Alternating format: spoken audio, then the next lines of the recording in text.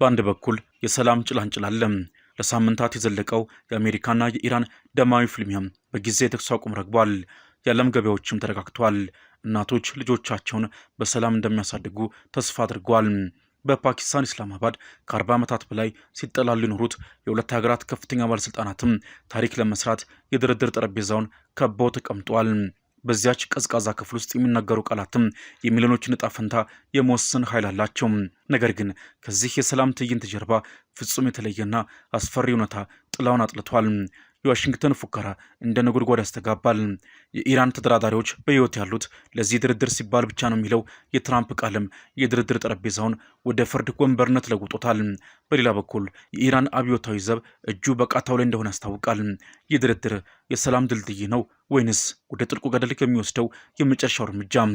ከዚህም በላይ በሁለቱ ተፋላሚዎች መካከል በተፈጠረው የዝምታ ክፍተት 1/3 ግዙፍና ዝምተኛ ኃይል እንቅስቃሴውን ጀምሯል።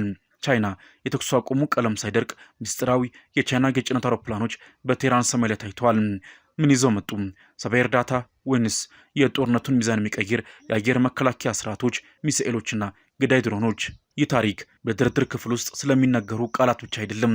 ይህ ታሪክ በሌሊት ጨለማ ተገን በማድረግ ስለሚጓጓዙ የጦር መሳሪያዎች፣ በኩዌት በረሃ ውስጥ በድሮን ስለተገደሉ ወታደሮችና ያ ጥቃት በድሮን ሳይሆን በሰው አልባ የሶቪየት ቦምብ ጣይ አውሮፕላን ስለመፈጸሙ ስለሚናፈሰው አስደንጋጭ ንድፈ ሀሳብም ጭምር ነው። በዛሬው ዝግጅታችንም የዲፕሎማሲውን ጭንብል ገልጠን ከጀርባው የተደበቀውን የኃይል ፍትጊያ፣ የስለላ ሴራና የቀጣዩን የዓለምን የጦርነት ዝግጅት በሰፊው እንመለከታለን።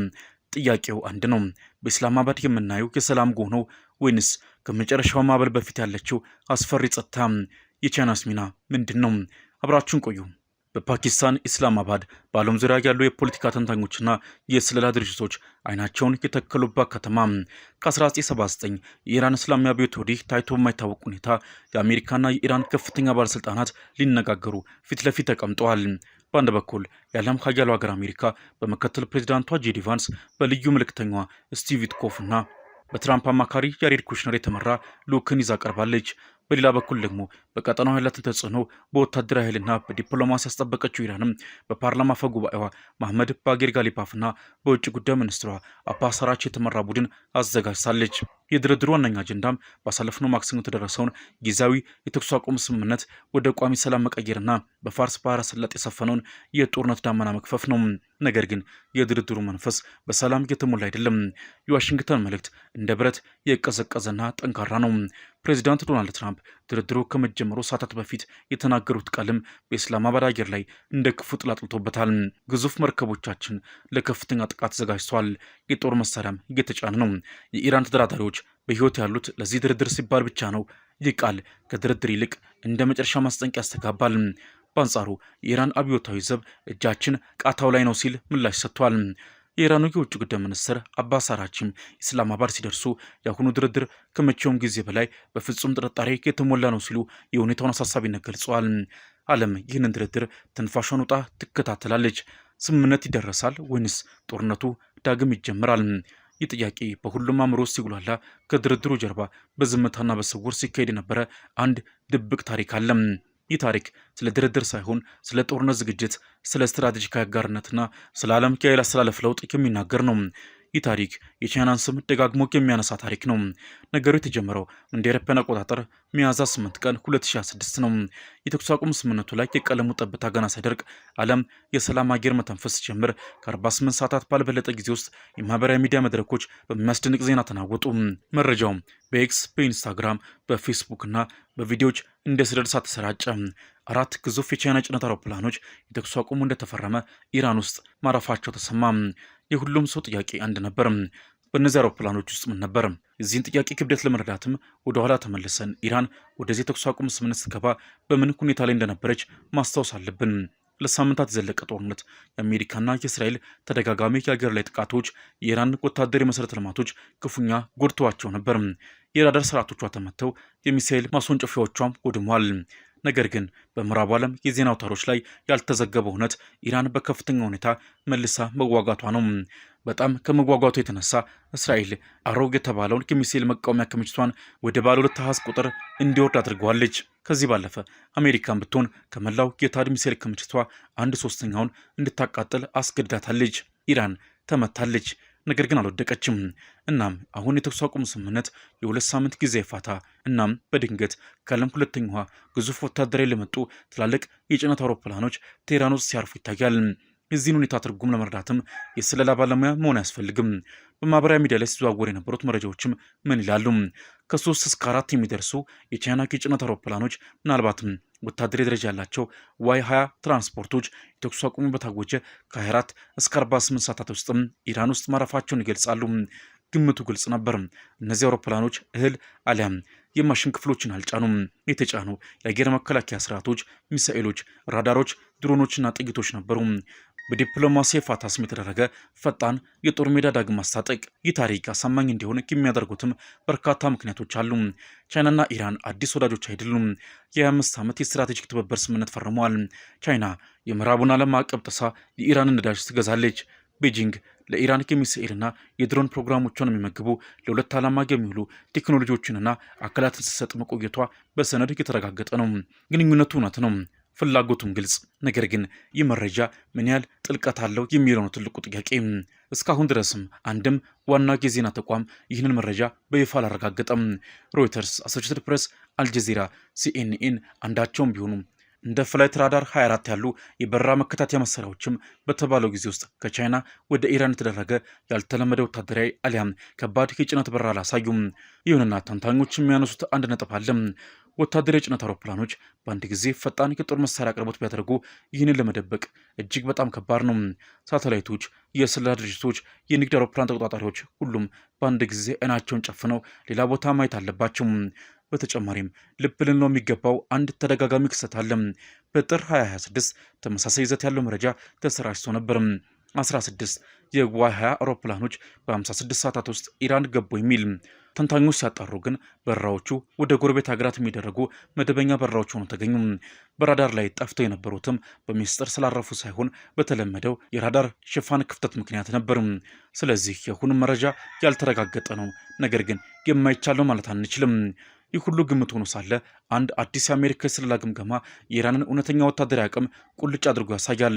ዘ ዎል ስትሪት ጆርናል ባለስልጣናትን ጠቅሶ እንደዘገበው ምንም እንኳን ለሳምንታት የዘለቀው የአሜሪካና የእስራኤል ጥቃት የኢራን የሚሳኤል ማስወንጨፊያዎች ከግማሽ በላይ ቢወድምም ኢራን አሁንም በሺዎች የሚቆጠሩ ሚሳኤሎች በእጇ ይገኛሉ።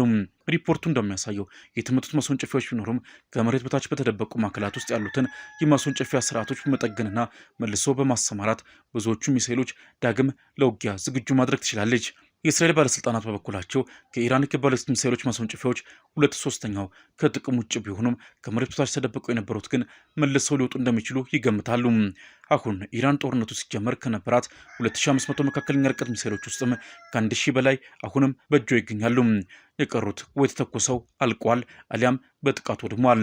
አሁንም በእጇ ባሉት ጥቂት ክሩዝ ሚሳኤሎች አማካኝነትም በፋርስ ባህረ ሰላጤ ያለውን የንግድ መርከብ እንቅስቃሴና በአቅራቢያ የሚገኙትን የአሜሪካ ወታደሮች አደጋ ላይ መጣል ለምትችል ባለሙያዎች ይገምታሉ። ይህ ግምገማ የአሜሪካው የመከላከያ ሚኒስትር ፒት ሄግሴዝ በቅርቡ ከተናገሩት ጋር ፍጹም ይቃረናል። ሄግሴዝ የኢራን የሚሳኤል ፕሮግራም በተግባር ወድሟል፣ ማስወንጨፊያዎቿና ሚሳኤሎቿ ተሟጧል፣ ተደምስሷል፣ እናም ከጥቅም ውጭ ሆኗል ሲሉ ነበር የተናገሩት። አሁን ግን የአሜሪካን የእስራኤል ባለስልጣናት የእስራኤል ጥቃት የኢራንን የሚሳኤል ተኩስ መጠን በጦርነቱ መጀመሪያ ከነበረው በቀን በደርዘን ከሚቆጠር ወደ 10 እና 15 ብቻ ዝቅ እንዳደረገው ይናገራሉ። በተጨማሪም ኢራን ጦርነቱ ሲጀመር ከነበራት ራሳቸውን የሚያጠፉ ድሮኖች ውስጥ ከ50 በመቶ በታች ብቻ እንደቀራትና ለተጨማሪ አቅርቦትም ወደ ሩሲያ ፊቷ ልታዞር እንደምትችል ይገልጻሉ። ባለስልጣናቱ ስጋታቸውን የገለጹትም ኢራን ይህንን የ2 ሳምንት የተኩስ አቁም ጊዜ ወታደራዊ አቋሟን መልሳ ለመገንባት ልትጠቀምበት ትችላለች በሚል ነው። የእስራኤል ባለስልጣናት እንደሚሉትም ኢራን በአሁኑ ሰዓት አዳዲስ ሚሳኤሎችን ማምረት ባትችልም የማገገሟ ፍጥነት ግን ከቻይናና ከሩሲያ በምታገኘው ድጋፍ ላይ ይወሰናል። እናም ያኔ ነው እነዚያ 4 የቻይና የጭነት አውሮፕላኖች ታሪክ ትርጉም የሚሰጠው። ያልተረጋገጠ ቢሆንም በስለላ ድርጅቶች ዘንድ ከፍተኛ ስጋትን የፈጠረ ክስተት ሆኗል። በጦርነት ጭጋግ ውስጥ እውነትን ከሐሰት መለየት ሁሌም ከባድ ነው።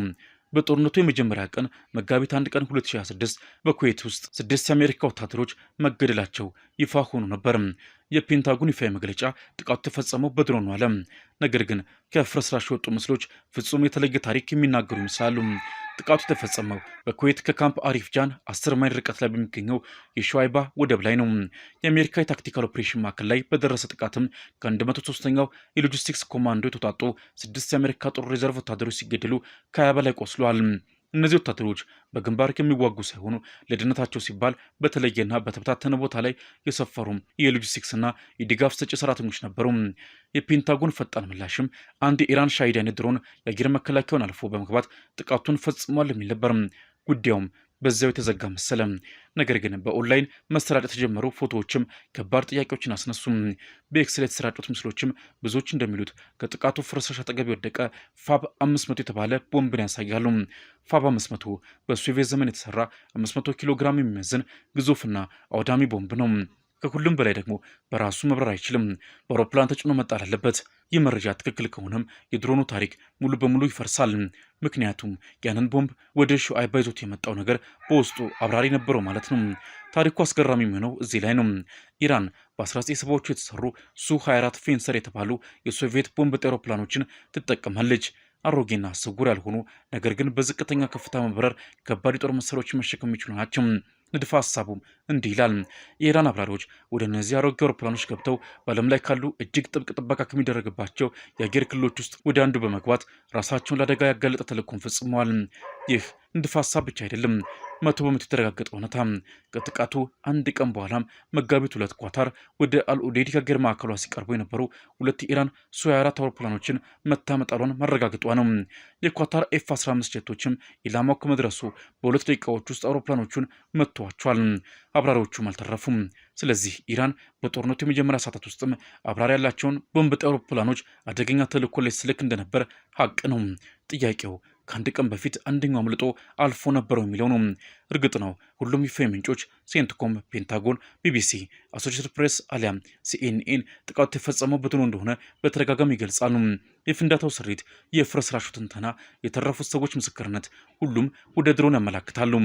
የፋብ 500 ምስሎችም በማንም የተረጋገጠ ትንታኝ ራሳቸውን ችለው ያልተረጋገጡና ከሹዓይባ ቦታ ጋር ያልተገናኙ ናቸው።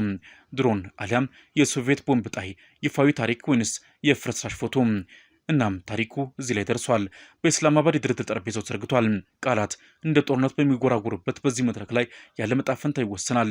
ነገር ግን ከዝግጅቱ ጀርባ የጦርነት ነጋሪት እየተጎሰመ ስትራቴጂካዊ አጋርነቶች የሚገጽኑ የጦር መሳሪያዎችም በስውር እየተጓጓዙ ሊሆን ይችላል።